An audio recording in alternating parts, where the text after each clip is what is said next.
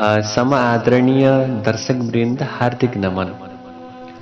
आज हामीले यहाँहरूका समक्षमा मार्ग शीर्ष कृष्ण पक्षको एकादशी अर्थात् उत्पत्तिका एकादशी व्रतको कथालाई महात्म्यलाई श्रवण गराउनेछौँ। आउनुहोस् सबैभन्दा पहिले पुष्पाञ्जली गरौँ।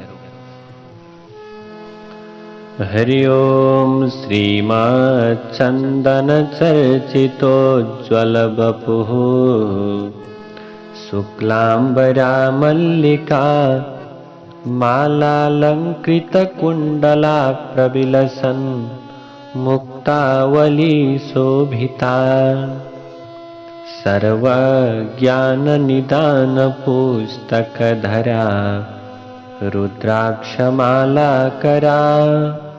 वाग्देवी वदनाम्बुजे वसतु मे त्रैलोक्यमाता चिरम्। मूकं करोति वाचालं पङ्गुं लङ्घयते गिरिं यत्कृपातमहं वन्दे परमानन्दमाधवम्। सच्चिदानन्दरूपाय विश्वोत्पत्त्यादिहेतवे तापत्रयविनाशाय श्रीकृष्णाय वयं नमः। सुतजी महाराजले भन्नुहुन्छ, अथ द्वादशमासेषु एकादश्यो भवन्ति याः अधिके मासि चाप्यन्ये एच द्वे भवतः शुभे। सुतजी महाराजले भन्नुहुन्छ, हे सौनकादि ऋषीश्वरहरू हो, सावधान भएर सुन्नुहोस्। अब म हजुरहरूलाई एकादशी तिथिको महिमाका विषयमा बताउँछु। प्रति वर्षका 12 महिनामा जुन 24 एकादशी तिथि हुन्छन् र प्रत्येक 2.5 वर्षमा आउने मलमास अधिक मासमा कल्याणकारी 2 एकादशी हुन्छन्। यस्ता प्रकारले जम्मा 26वटा एकादशी तिथिहरू हुन्छन्। ती सबै एकादशीहरूको नाम म क्रमैले भन्दछु, सावधान भएर सुन्नुहोस्। मार्ग कृष्ण पक्षदेखि क्रमैले उत्पन्न मोक्षदा सफला पुत्रदा षट्तिला जया विजया आमलकी पापमोचनी कामदा बरुथिनी मोहिनी अपरा निर्जला योगिनी देवसैनी पुत्रदा पवित्रा अजा परिवर्तिनी इन्दिरा पापाङ्कुशारमा देवोत्थानी अर्थात् हरिबोधनी गरेर यी वर्षमा 12 महिनामा पर्ने 24 एकादशीहरू हुन्। प्रत्येक 2.5 वर्षमा पर्ने अधिक मासमा 2 एकादशी हुन्। यस्ता प्रकारले 2 एकादशी हुन्छन्, पद्मिनी र परमा। सबै एकादशीहरूका नामहरू अन्वर्थ छन्, अर्थात् जस्तो नाम छन् उस्तै प्रकारका के छन्, गुण भएका छन्। यो कुरा निश्चय रूपले जान्नु। ती सबै कुराहरू अगाडिका कथाहरूद्वारा पक्कै पनि प्रष्ट हुनेछ। यी एकादशीहरूको व्रत तथा उद्यापन यदि कसैले गर्न सक्दैन भने तब यी नामहरूको राम्रोसित कीर्तन गर्यो भने पनि तुरुन्तै एकादशीका व्रतको फल प्राप्त गर्दछ। नैमिषारण्य नाम गरेको पुण्य र पावन क्षेत्रमा 88,000 सौनकादि ऋषिहरू समक्ष सुतजीले भन्नुभयो, हे ब्राह्मणहरू हो, भगवान श्री कृष्णले के गर्नुभयो, बडो प्रेमपूर्वक पहिले युधिष्ठिरादि पाण्डवहरूलाई जो श्रेष्ठ व्रत कहनुभयो त्यसलाई प्रयत्नपूर्वक जो मनुष्य यस पृथ्वी तलमा गर्दछ त्यस पुण्यको प्रभावले प्राप्त भएको पुण्यका फलहरूका अनेक भोगहरू भोगेर मरिसकेपछि त्यो जन विष्णुलोकमा जान्छ। यस्ता प्रकारले अब अर्जुनले भन्नुहुन्छ, अर्जुनले प्रश्न गर्नुभयो, हे जनार्दन, यस एकादशीमा गरिएको उपवासको त्यस्तै अघिल्ला दिनको व्रत नियमका त्यस्तै नपथ अर्थात् नथपको पुण्यको अर्थात् अयाचितको के पुण्य हो, यो व्रत बस्ने विधि अर्थात् नियम के हो, त्यो सबै कुरा मलाई बताउनु पर्यो। तब भगवान श्री कृष्णद्वारा आज्ञा भयो, हेमन्त ऋतुमा कल्याणकारी मङ्सिर महिना आइसकेपछि हे पार्थ, कृष्ण पक्ष वा शुक्ल पक्षमा पर्ने एकादशीको दिनमा उपवास बस्दा दशमीकै दिनमा जो कुछ संयम बर्तेर दशमीका साँझ पख दतिवन गरेर रात्रिकालीन समयमा हविष्यान्न भोजन गर्नुपर्छ। दिनको 8औं भागमा सूर्यको तेज मन्द भइसकेपछिको समय नै नक्त हो भनेर जान्नु। त्यस्तो रात्रिको समयमा भोजन गर्नु हुँदैन। तब आउने प्रभात मिरमिरे उज्यालोको समयमा संकल्प गरेर अर्थात् प्रतिज्ञा गरेर केही नियमहरूको आचरण गर्नुपर्दछ। हे अर्जुन, तब मध्याह्नमा सावधान चित्तले नुहाई धुवाई सकेर पवित्र वस्त्र पहिरनुपर्छ। नदीमा नुहाउनु उत्तम हो, पोखरीमा नुहाउनु मध्यम हो, कुवामा नुहाउनु पनि त्यही प्रकारले के हुन्छ क्रमैसँग तिनीहरूको फलको प्राप्ति हुने। यसरी के गर्नु? क्रमैले जानेर तिनैको अनुकूल नपरे इनारेको वा पनेराको पानीमा अथवा पँधेरामा स्नान गरे पनि हुन्छ। त्यहाँ नुहाउनु भन्दा पहिले केही माटो लिएर हे अश्वक्रान्ति, हे रथक्रान्ति, हे विष्णुका क्रान्ति, हे वसुन्धरे, हे मृत्तिके, मेरो पापलाई र जो मैले पहिले सञ्चय गरेको छु त्यो पापलाई नासिदेऊ। तिमीले पाप हरिदिइसकेपछि म श्रेष्ठ गतिमा प्राप्त हुन्छु भन्दै भन्दै नुहाउनु। पहिले व्रत लिने व्यक्तिले मृत्तिका स्नान अर्थात् माटो जिउमा दलेर नुहाउनु। व्रत बसेको दिन पतित अर्थात् कुनै पनि प्रकारको धूर्त, पाखण्डी, झुटो बोल्ने अनि भनौँ देवता, वेद, ब्राह्मणको निन्दा गर्ने त्यस्ता प्रकारका व्यक्तिहरूसँग कुराकानी नगर्नु, सङ्गत नगर्नु। अनि प्रकारले अनि जो दुष्ट आचरण गर्नेछन् उनीहरूको पनि सङ्गत नगर्नु। केवल भगवानलाई के गर्नु? सूर्यको दर्शन गर्नु। त्यसपछि नैवेद्य आदिले भक्तिपूर्वक भगवान गोविन्दको पूजा गरेर आरती गर्नु। त्यो आरती के गर्नु त भने श्रद्धा र भक्तिपूर्वक मनले घरमा वरिपरि पनि घुमाउनु। त्यो निराजनको तापले आँखा सेक्नु र अरूलाई पनि आफ्ना आफ्ना आँखा सेक्न लगाउनु। यसरी प्रभु ब्रह्मचर्य आश्रममा बस्नु, ब्रह्मचर्यमा रहनु। व्रत बसेको व्यक्तिले खाली भगवानको भजन कीर्तन गरेर अथवा सत्शास्त्रको के गर्नु? सङ्गत गरेर शास्त्रको अध्ययन गरेर कथा सुन्नु, कथा भन्नु, कथालाई श्रवण गरेर दिन बिताउनु पर्दछ। बडो भक्तिपूर्वकको चित्तले त्यो रातभरि जागराम बसेर भोलिपल्ट पारणा गरेर ब्राह्मणहरूलाई, दुखीहरूलाई के गरेर दक्षिणा दिएर उहाँहरूलाई सेवा गरेर क्षमा माग्नु। जस्तो शुक्ल पक्षको एकादशी मान्य हुन्छ त्यस्तै कृष्ण पक्षको पनि मान्य हुन्छ भन्ने धर्मात्माहरूले ठान्नु पर्दछ। हे राजन युधिष्ठिर, दुवै एकादशीमा कुनै फरक मान्नु हुँदैन। यस्ता प्रकारले जो व्रत बस्दछ त्यसको बखान अब तिमीले सुन। कुनै पनि मनुष्यले शङ्खोद्धार क्षेत्रमा स्नान गरेर गदाधर भगवानको दर्शन गर्दा त्यसलाई जो फलको प्राप्त हुन्छ त्यो फल एकादशीको व्रतको उपवासको 16 भागको 1 भागको पनि समानता गर्न सक्दैन। व्यतिपात नाम गरेको योगमा गरिएको दानको फल अरू बेला गरेको भन्दा 1 लाख गुणा बेसी फल दिनेवाला हुन्छ भनेर भनिएको छ। हे अर्जुन, सङ्क्रान्तिहरूमा जो दान दिइन्छ त्यसको 4 लाख गुणा बेसी फल हुन्छ भनेर भनिएको छ। अनि कुरुक्षेत्रमा चन्द्रग्रहण अथवा सूर्यग्रहणमा गरिएका दानको जो पुण्य हुन्छ तथा मकरमा सूर्य रहेको बेला प्रयागको त्रिवेणीमा गरेको स्नानको जो फल हुन्छ त्यो सबै फल जो एकादशीमा उपवास व्रत बस्दछ उसले प्राप्त गर्न सक्दछ। अश्वमेध नामको यज्ञ गर्नाले जो फल पाइन्छ त्यो भन्दा 100 गुणा बेसी पुण्य एकादशीको उपवास व्रत बस्नाले मिल्दछ। जसको घरमा 1 लाख तपस्वीहरू दिनहुँ भोजन गर्दछन् त्यसरी 60,000 वर्षसम्म खुवाउँदा उसलाई जो पुण्य प्राप्त हुन्छ त्यो पुण्य कुनै पनि मनुष्यले एकादशीको व्रत बस्नाले प्राप्त गर्दछ। वेद वेदाङ्गमा पारङ्गत विद्वानलाई 1000 गाई दान दिँदा जो पुण्य प्राप्त हुन्छ त्यो भन्दा 10 गुणा बेसी पुण्य त एकादशीको व्रत गर्ने जनलाई मिल्दछ।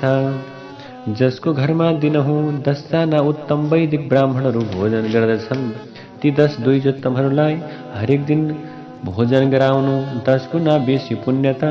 दिनदिनै एउटा ब्रह्मचारीलाई भोजन गराउँदा हुन्छ। यो ब्रह्मचारीलाई रोजै खुवाएको भन्दा 1000 गुणा बेसी पुण्य भूमिदान गर्दा प्राप्ति हुन्छ। त्यो भन्दा पनि 1000 गुणा बेसी कन्यादान गर्दा पुण्य हुन्छ। त्यस्तै कन्यादानको भन्दा 10 गुणा बेसी पुण्य विद्यादान गर्दा हुन्छ।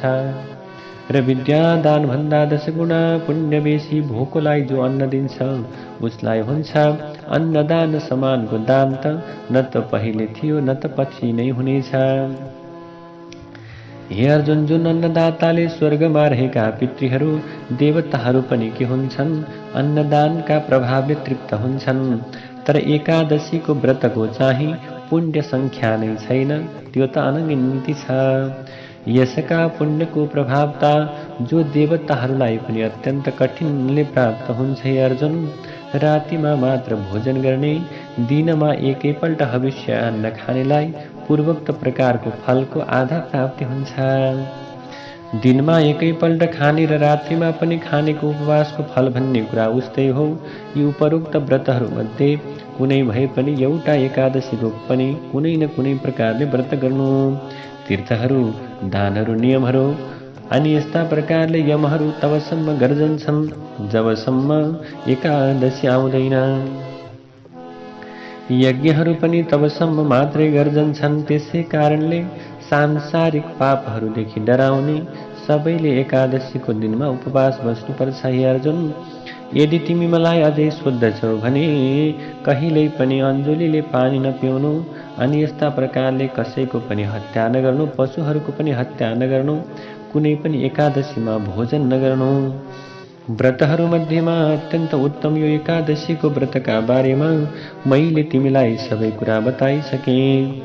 एकादशीको व्रतको जस्तो पुण्य त 1000 यज्ञ गरे पनि हुँदैन।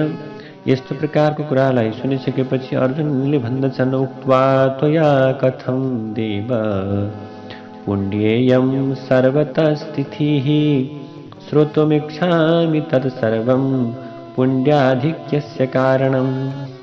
अर्जुनले भन्नुहुन्छ, हे भगवान, हजुरले यो एकादशीलाई सारा तिथिहरूभन्दा पवित्र तिथि हो भनेर कसरी भन्नुभयो? यसको अधिक पुण्य हुनाको कारण जो छ त्यो सबै कुरा मैले सुन्न चाहन्छु। भनिसकेपछि भगवान श्री कृष्णले भन्नुहुन्छ, हे अर्जुन, उहिले सत्ययुगमा अत्यन्त अद्भुत, ज्यादै डरलाग्दो सारा देवताहरूमा हाहाकार मचाउने मुरु नाम गरेको दानव थियो। त्यस दानवले उग्र उग्र बलले के गर्यो? इन्द्रलाई पनि जितिलियो। तब इन्द्रले यो सारा वृत्तान्त शङ्करलाई भने, हामीहरू सबै यतिखेर आफ्नो लोकबाट भागेर पृथ्वी तलमा भड्किरहेका छौँ। हे भगवान, मलाई उपाय बताउनुहोस्, नत्र यी देवताहरूको के गति हुने हो? तब भगवान शिवजीले भन्नुभयो, हे देवताहरूमा श्रेष्ठ देवराज, शरणमा आएकाहरूको रक्षा गर्नेवाला, जगतका स्वामी तथा सदा रक्षा गर्न तम तयार रहने गरुड ध्वज विष्णु जहाँ हुनुहुन्छ उही हामी सबै जाउँ। उहाँले नै हामीहरूको सारा कामलाई अवश्य पनि समाधान गरिदिनुहुनेछ। शिवजीको यस्तो प्रकारको वचनलाई सुनेर माननीय देवराज इन्द्र शिवगण सहित देवगण सहितका महादेवलाई अघि लगाएर देवराज कहाँ गए, जहाँ जगतका स्वामी भगवान जनार्दन के गर्नुभएको थियो? शयन गर्नुभएको थियो। जगतका पति भगवानलाई जलका बीचमा शयन गरेको देखेर महादेवले के गरे? दुवै हात जोडेर नम्रतापूर्वक भगवानको स्तोत्र भन्न थाल्नुभयो। भगवानलाई के गर्न थाल्नुभयो? बिन्ती गर्न थाल्नुभयो। ओम नमोस्तु देवदेवाय देवदेवहि सुवन्दिता दैत्यारे पुण्डरीकाक्ष त्राहिनो मधुसूदन।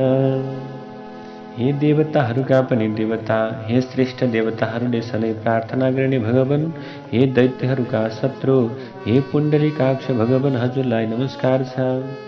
हे मधुसूदन, हामीहरूलाई रक्षा गर्नुहोस्। दानवहरूदेखि डराएका यी सबै देवताहरू मेरा साथमा यहाँ आएका छन्। हे जगन्नाथ, हजुर शरणमा आएकाको रक्षा गर्नेवाला हुनुहुन्छ। अनि सबैका कर्ता र सबैलाई सृष्टि गराउने पनि हजुर नै हुनुहुन्छ। हजुर नै सबै लोकको माता हुनुहुन्छ, हजुर नै जगतको पिता हुनुहुन्छ, हजुर नै जगतको उत्पन्न गर्नेवाला, हजुर नै स्थिति गर्नेवाला र हजुर नै संहारक हुनुहुन्छ। हे प्रभु, हजुर नै देवताहरूको सहायक हुनुहुन्छ, हजुर नै उनीहरूलाई शान्ति दिनेवाला हुनुहुन्छ।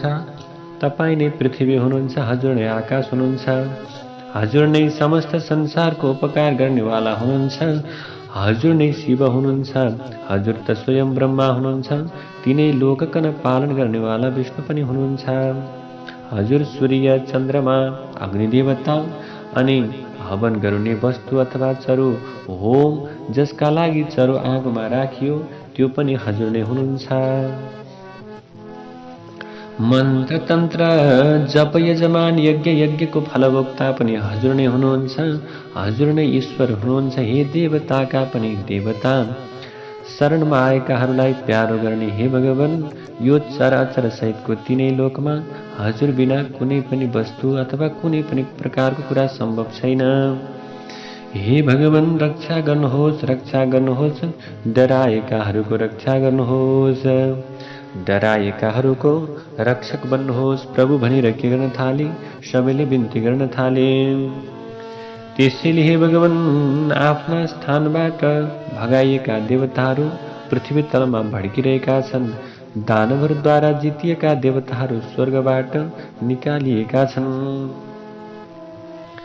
यसरी महादेवको त्यो बिन्तीलाई सुनेर, अत्यन्त करुणामय वचनलाई सुनेर भगवान विष्णुले यस्तो प्रकारको वचन बोल्नुभयो। भगवानले भन्नुहुन्छ, जसले देवताहरूलाई जित्यो त्यो जस्तो महामाया अर्थात् मायावी को त्यो दैत्य हो, त्यो कहाँ रहन्छ? त्यसको नाम के हो? त्यो कति बलियो छ? त्यसको सहायक को छ? हे इन्द्र, यो सबै कुरा मलाई भन, तिमी नडराऊ।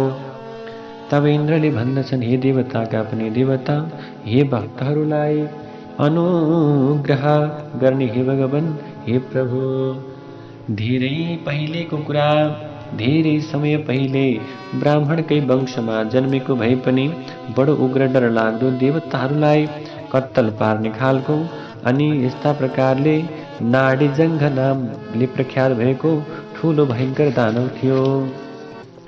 त्यस नाडीजङ्घको छोरा अति प्रसिद्ध मुर नाम गरेको ठूलो असुर छ। उसको चन्द्रावती नामको ठूलो नगर छ, सहर छ। त्यसै नगरीमा बसेर अत्यन्त बलियो त्यसले देवताहरूलाई हुटुटी लगाएर देवताहरूलाई अत्यन्त दुःख दिएर स्वर्गबाट निकालेर स्वर्गलाई आफ्नो वशमा गरिलियो। इन्द्र, अग्नि, यम, वायु, ईश, सोम, निरुति, वरुणी सबैको स्थानमा आफै बसेको छ र आफै सूर्य बनेर ताप प्रकाश दिइरहेको छ। हे भगवान, ऊ आफै मेघ बनेको छ र सारा देवता पनि ऊ नै भएको छ। त्यसै कारणले हे भगवान, त्यस दानवलाई हजुरले वध गरिदिनुहोस् र देवताहरूको जय गर्नुहोस्। त्यस्तो प्रकारको इन्द्रको त्यो वचनलाई सुनेर क्रोधले चूर भएका जनार्दन भगवानले इन्द्रलाई भन्नुभयो, हे देवेन्द्र, अति बलियो त्यसलाई के हुनेछु? मैले वध गरिदिनेछु, मारिदिनेछु। हे देवताहरू, तिमीहरू सबै एकजुट भएर चन्द्रावती नगरमा जाऊ। अनि तब विष्णुले यस्तो प्रकारको भनिएका सबै देवताहरू भगवान विष्णुलाई नै अगाडि लगाएर चन्द्रावती तर्फकै गरी प्रस्थान गरे। नाना प्रकारका शस्त्र अस्त्रले सुसज्जित हजारौंका हजारौं दानवहरूका साथमा गर्जदै आएको त्यो दैत्यराजलाई देवताहरूले देखे। तब प्रभु अत्यन्त बलिया असुरहरूले ठोकिएका थिए। देवताहरू त्यो सङ्ग्राम गर्न छाडेर के गर्न थाले? दशै दिशातर्फ कुलेलम ठोक्न थाले, दौडिन थाले। त्यसपछि ऋषिकेश भगवानलाई त्यस सङ्ग्राममा खडा भएको देखेर किसिम किसिमका हतियारहरू हातमा दिएका अत्यन्त क्रोधी दानवहरूले भगवान विष्णुमाथि हमला गरे। अनि ती आक्रमणकारी दानवहरूलाई देखेर शङ्ख चक्र गदा पद्म हातमा लिने भगवान विष्णुले सर्पको विष जस्ता विषालु बाणहरू ती सबैको शरीरमा के गर्नुभयो? धसाइदिनुभयो, प्रहार गर्नुभयो। भगवान विष्णुको बाणले पीडिएका अथवा त्यो प्रकारको पीडाले अत्यन्त विह्वल भएका ती सैकडौं दानवहरूको त्यही नै वध भयो। अनि एक्लै त्यो मुर नाम गरेको दैत्य के भयो? युद्ध भूमिमा रहेर अविच्छिन्न लडिरह्यो। त्यसका उपरमा ऋषिकेश भगवान जो जो हतियार छोड्नुहुन्थ्यो ती आयुध त्यसका तेजले मुर्झाएर फूल झैं उसलाई लाग्दथे। शस्त्रास्त्रले छिया पार्दा पनि जब विष्णुलाई जित्न सकेन तब रिसाएको उसले गदा जस्ता हातहरूले कुस्ती लड्न थाल्यो। त्यस दानवले दिव्य 1000 वर्षसम्म वायु युद्ध गर्यो। तर त्यस युद्धले थाकेका भगवान तब थाकेर बदरीका आश्रममा बिसाउन जानु हो। त्यहाँ हैमवती नाम गरेको अत्यन्त राम्रो गुफा थियो। महायोगी जगतपति शयन गर्नका लागि त्यही गुफामा पस्नुभयो हे अर्जुन। त्यो गुफा 48 कोसको फराकिलो थियो। उसको एउटा ढोका थियो। त्यसदेखि डराएको म त्यसैमा शयन गरे, यो कुरा पक्का हो। हे अर्जुन, म त्यसै भयङ्कर वायु युद्धले पलस्त भएर थाकिरहेको थिएँ। पछि लागेर आएको त्यो दानव पनि त्यस गुफामा पस्यो। तब त्यहाँ मलाई शयन गरेको देखेर त्यस दानवले आफ्नो मनमा सोच्यो कि दानवहरूको नाश गर्ने यो हरिलाई म मारि नै दिन्छु भन्ने ठहर गर्यो। यस्ता प्रकारले त्यस दुर्बुद्धिले उपाय सोच्दै थियो कि एकाएक मेरो अङ्गबाट अत्यन्त तेजस्विनी कन्याको उत्पन्न भई। यस्ता प्रकारले कन्याको उत्पन्न भइसकेपछि दिव्य शस्त्र अस्त्र धारण गरेकी ती देवीले त्यो दैत्यसँग के गर्न थालिन्? युद्धका निम्ति तयार भइन्। त्यो दानवेन्द्रले क्रोधले गर्दा उनलाई राति देख्यो। तब त्यहाँ ती स्त्रीले लौ मसँग भिडन्त गर्न आइज भन्दै दानवका साथमा लड्न थालिन् र त्यसका साथमा तिनी लगातार के गर्न थालिन्? युद्ध गर्न थालिन्। त्यस्तै तिनी देवीलाई देखेर त्यो दानव अत्यन्त आश्चर्यचकित भयो। वज्र प्रहार गर्नेवाली अत्यन्त उग्र डरलाग्दी ती देवीका यस्ता प्रकारले के भयो त भने देवीको त्यो सहानुभूति, देवीको त्यो शक्तिलाई देखेर दानव अत्यन्त के हुन थाल्यो? डराउन थाल्यो। यसरी महादेवीले तुरुन्तै त्यसका सारा शस्त्रास्त्रलाई के गर्नुभयो? फिनालेर एकैछिनमा त्यो बलियो दानवलाई बिना रथको बनाइदिनु भयो। तब यस्ता प्रकारले बडो वेगले दौडँदै आएको उसलाई ती देवीले उसको छातीमा एक खुट्टाको प्रहार गरेर के गरिन्? लडाइदिन्। फेरि जुरुक्क उठेर ती कन्यालाई मार्ने इच्छाले त्यो दानव देवीतिर दगुर्यो। फेरि आउन लागेको त्यस दानवलाई देखेर अत्यन्त क्रोधित भएकी देवीले उनको शिरलाई वध गरेर शिरलाई छेदन गरेर एकैछिनमा त्यहाँ असुरहरूलाई के गरिन्? भुइँमा लडाइदिन्। त्यसपछि शिर काटिएको त्यो दैत्य यमलोकतर्फ पुग्यो। मुरनाम गरेको दैत्य मरिसकेपछि बाँकी शत्रु दानवहरू डरले थरथर काँप्दै दुखी भएर पातालमा पसे। त्यसपछि जागी उठेका भगवानले अगाडि मृत्यु भएका असुरलाई देखेर अनि हात जोडेर नुहेर अगाडि उभिएकी ती कन्यालाई पनि देखे। तब आश्चर्यचकित चेहरा भएका जगतपति भगवान विष्णु बोल्नुभयो। भगवानले भन्नुहुन्छ, कसले यो अति दुष्ट दानवलाई सङ्ग्राममा मार्यो? जसले यसलाई वध गर्यो उसले सारा गन्धर्व सहित, इन्द्र सहित, देवगण सहित, नागहरू सहित, लोकपालहरू सहितका देवताहरूलाई सजिलैसँग जितिलियो। जसले मलाई हरायो र हरुवा भएर के गर्नु पर्यो? म डराएर गुफामा आएर शयन गर्नु पर्यो। यसै प्रकारले यो प्रकारले कसले वध गर्यो भन्दा ती कन्याले भन्दछन्, हे प्रभु, हजुरकै अंशबाट उत्पन्न भएकी मैले नै त्यो दैत्यलाई मारेकी हुँ। किनकि हे जगतपति, यो बलियो र अत्यन्त दुष्ट थियो। किनभने हे हरि, हजुरलाई शयन गरेको देखेर यो मार्नका निम्ति तम्सिरहेको थियो। तिनै लोकलाई थर्कायमान पार्ने त्यस्तो प्रकारको त्यो मनुष्यलाई बुझेर यो दुष्टलाई मैले वध गरिदिएँ। सारा देवताहरूलाई मैले निर्भय बनाइदिएँ। तब भगवानले भन्नुभयो, हे अनघे, तिमीले यस दानवेन्द्रलाई मारिदिएको हुनाले म अत्यन्त सन्तुष्ट र प्रसन्न छु।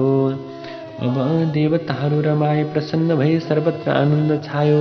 देवताहरूका लागि तिमीले जो यो गर्यौ यसले गर्दा तिनै लोकमा आनन्द भयो। हे अनघे, धर्मात्मा, यस कामले म प्रसन्न छु।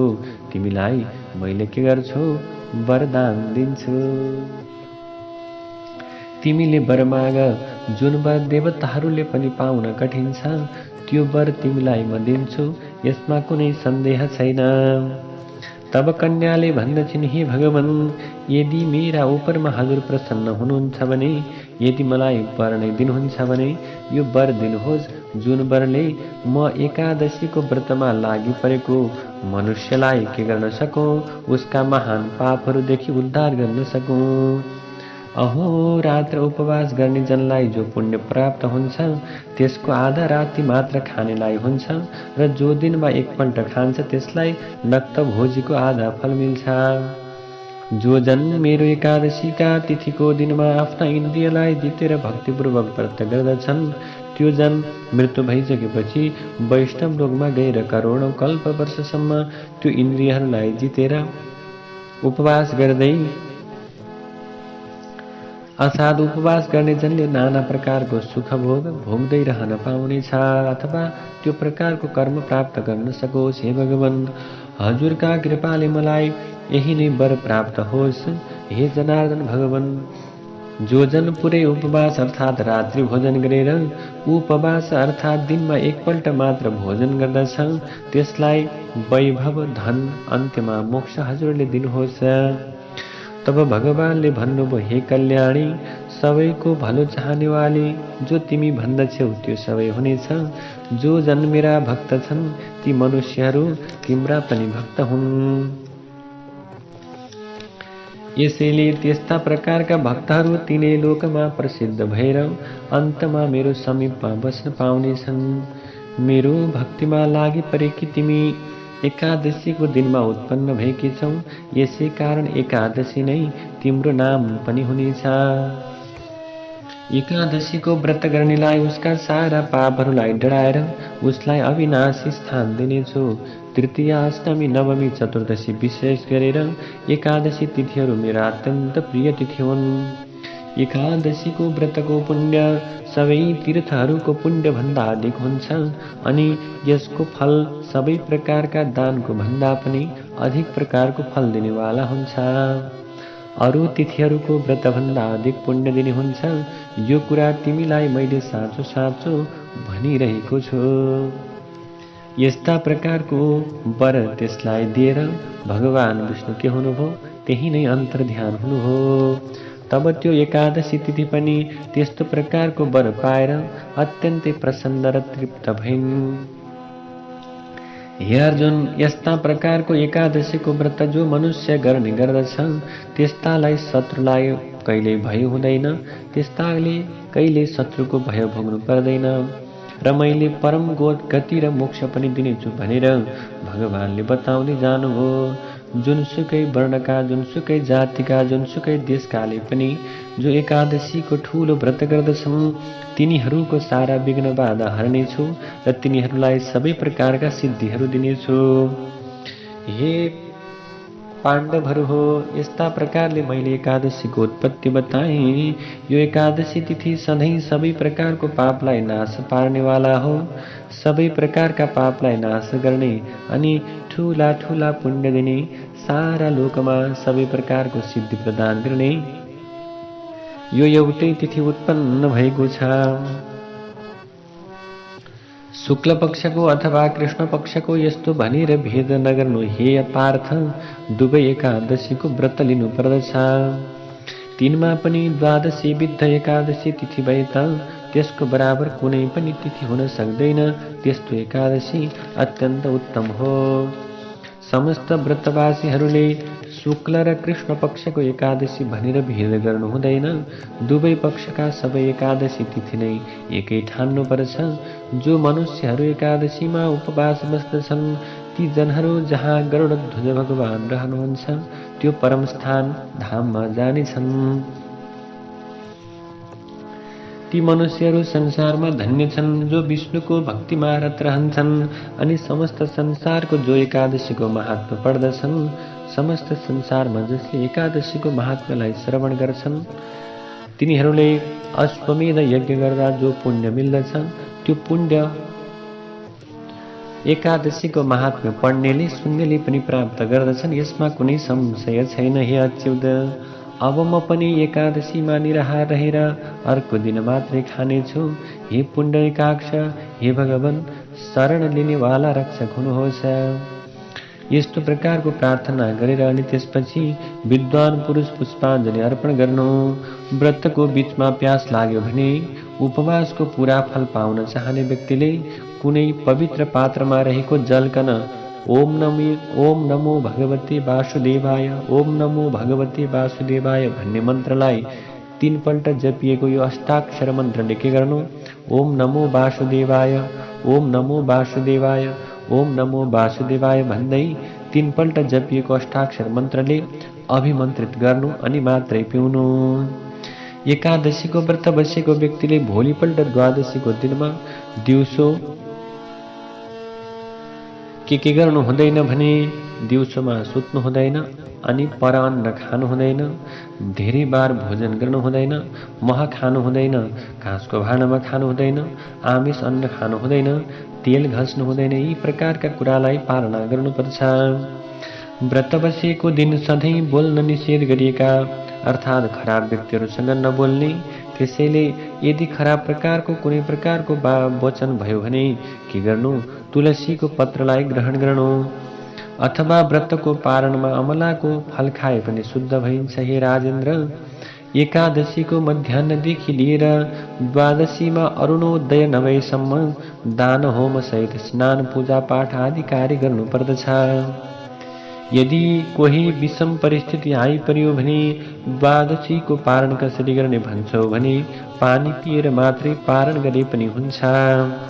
यसमा अर्को पल्ट पनि खान दोष छैन। यसरी जो भगवान परायण, जो विष्णु परायण मनुष्य विष्णु भक्तका मुखारविन्दबाट निस्केको कल्याणकारी विष्णु कथा दिनरात सुन्दछ, त्यो मनुष्य करोडौं कल्पसम्म विष्णुको लोकमा आनन्दपूर्वक निवास गर्दछ। जो मनुष्य एकै पाउ पनि एकादशीको महात्म्य सुन्दछ भने त्यसको ब्रह्महत्या आदि गरेको महापाप पनि सखाव हुन्छ। यस बारेमा कुनै पनि संशय छैन, किनकि वैष्णव धर्मको समान, भगवान विष्णुको उपासना समान सनातन नामको कुनै व्रत छैन, धर्म छँदै छैन। त्यसैले भगवान विष्णु नै सबै धर्मको सार हुनुहुन्छ। भगवान विष्णु नै धर्मको स्वरूप हुनुहुन्छ। जय जय श्री भविष्योत्तर पुराणे श्री कृष्णार्जुन संवादे मार्गशीर्ष कृष्ण एकादशी महात्म्यम संपूर्णम। नारायण हरि हरि।